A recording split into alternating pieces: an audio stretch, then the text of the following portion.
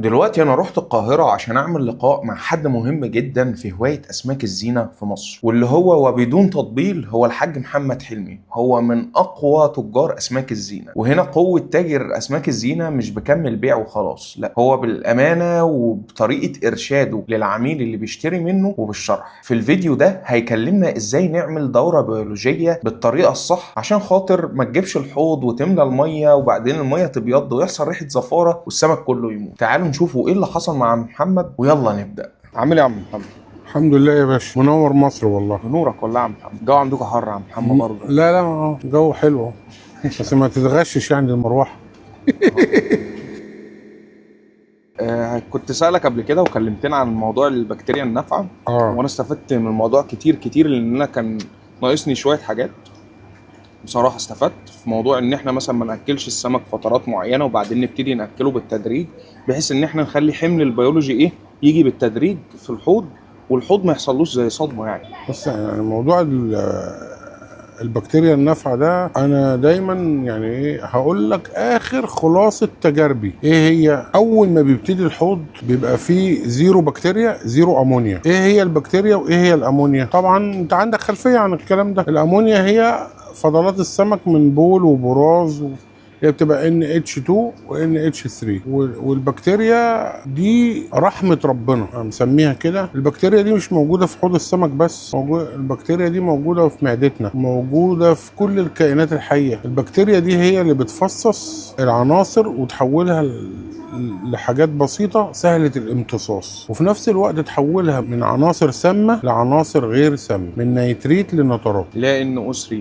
احنا يعني انا عن نفسي قناعتي كان في زمان مدرسة يقول لك الدورة البيولوجية هات حوض تحط فيه اكل تصبر لما يعمل تخمر والكلام ده خلاص انتهى. دي التراديشنال واي او المدرسه القديمه. محدش النهارده بيعمل حوض ويستنى عليه 30 40 يوم. اللي احنا بنشتغل بيه دلوقتي في حوضنا احنا او بننصح الهاوي بيه، هات الحوض اغسل الحصى، اغسل الحوض بميه وملح، وبعد كده رص الحصى بتاعك واعمل ديكوراتك وحاجتك واملى الحوض. مليت الحوض بعد كده بتحط مزيل كلور، وبعد كده بتضيف بكتيريا. احنا مجازا بنقول بكتيريا، هي مش بكتيريا، هي معزز بكتيريا او بتخلي البكتيريا تشتغل او تتاكتف. خدت بال حضرتك؟ يعني احنا بنحاول ان احنا نقرب العمليه. يعني هنجيب الحصى نغسله، نرص حصانه حوضنا، ندعكه كده ونظبطه بميه وملح، بعد كده نبتدي نملى الحوض ميه ونحط مزيل كلور، بعد كده نحط البكتيريا يعني هو مجازا بنقول بكتيريا بس هي مش بكتيريا، هي معزز للبكتيريا او بتخلي البكتيريا يعني تتاكتف. لمده 3 ايام كده كل يوم بنحط غطا يعني بنحط غطا ل 50 لتر. يعني لو الحوض اكبر من كده طبعا بنراعي الكميات، يعني 100 لتر بنحط غطاين على حسب بقى جرعة كل نوع. بديهية يعني، وكلها كده بتبقى مكتوب عليها الجرعة بتاعتها. يعني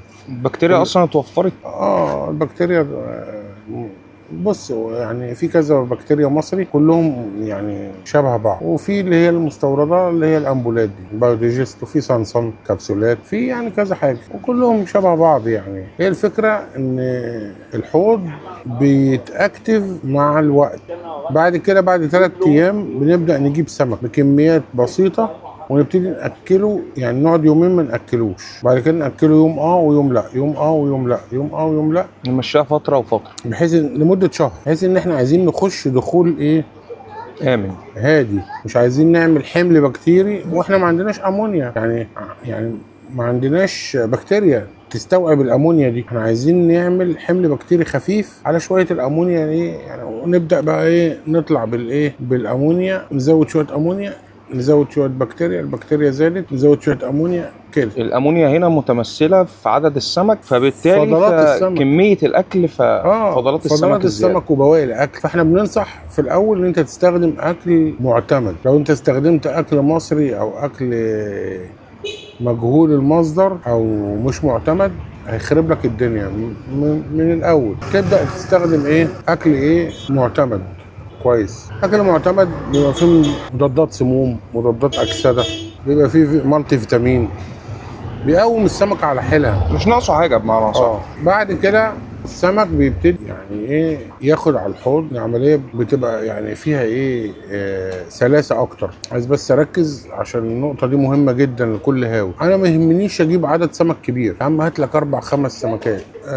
هات سمك كويس من مكان كويس، ما يكونش فيه حمل ولا طفيليات ولا الكلام ده، هتستمتع بيه وتتبسط. انا هعمل لكم حلقه اصلا ازاي تجيبوا سمكه كويسه عشان خاطر ايه يبقى عليها فطريات ولا امل ولا اي حاجه. احنا يعني الناس بتاخد مننا السمك بيقعد عندهم بال10-15 سنه والله العظيم.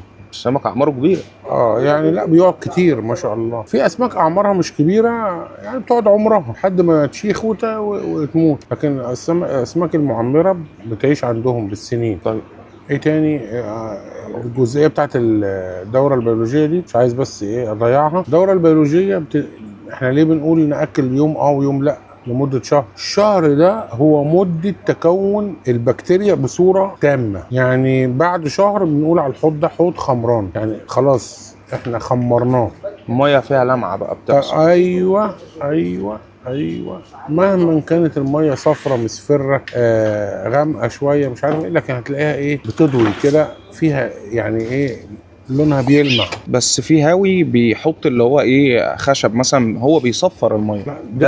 ده قصه وقصه ان انت ما حطيتش حاجه تصفر الميه. يا عم دي قصه تانية. انا بقول لك حتى لو انت بتستخدم اكل مثلا صفر الميه او الميه، يعني لو هتلاقيها برضو بتلمع شايني الميه. طالما تعرف كده دي علامه ان اكتمال الدوره البيولوجيه. تاخد لها شهر 30 يوم. بعد 30 يوم بتبدا حضرتك تغير ربع الميه بميه قديمه مركونه نفس درجه حراره الحوض. تسحب الوساخه من الارض وتزود الميه. تغسلش الفلاتر. بعد كده بغسلتين 3 اسبوع، كل اسبوع بتعمل القصه دي. 2-3 تبدا تغسل الفلاتر. اليوم اللي تغسل فيه الفلتر ما ينفعش تغير ميه، ما تغيرش الميه عشان ما يحصلش ايه انفجار بكتيري. لان انت عليكم السلام ورحمه الله وبركاته، لما انت بتغير جزء من الميه جزء من البكتيريا بيموت طبيعي. احنا بقى مركز وجود البكتيريا اصلا في الفلتر. ايوه، فما يبقاش ده مع ده.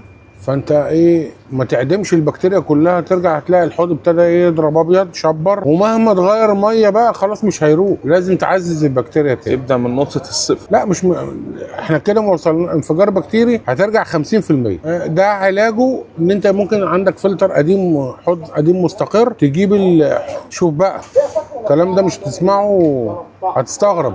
لو انت عندك حوضين، واحد حصل له انفجار بكتيري يعني غيرت جزء كبير من الميه وغسلت الفلاتر في يوم واحد والميه شبرت وعملت ريحه امونيا وعملت ريحه وحشه، هتبدا تجيب لو عندك حوض تاني قديم، او لو ما عندكش روح اقرب محل او اقرب هاوي جنبك بس عايز عصره سفنج، بس تتاكد ان حوضه ايه ما فيهوش امراض عشان ما تجيبش لنفسك بلوى.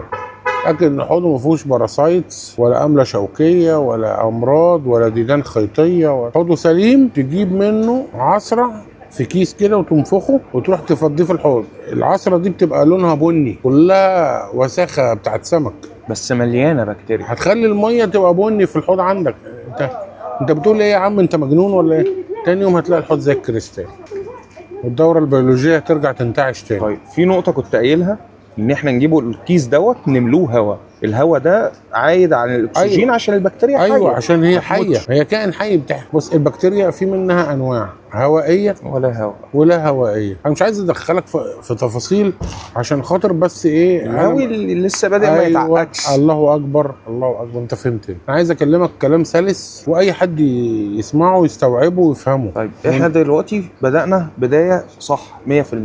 طيب ايه الحاجات اللي تخلي السمك او توصل السمك ان هو يعي عندي؟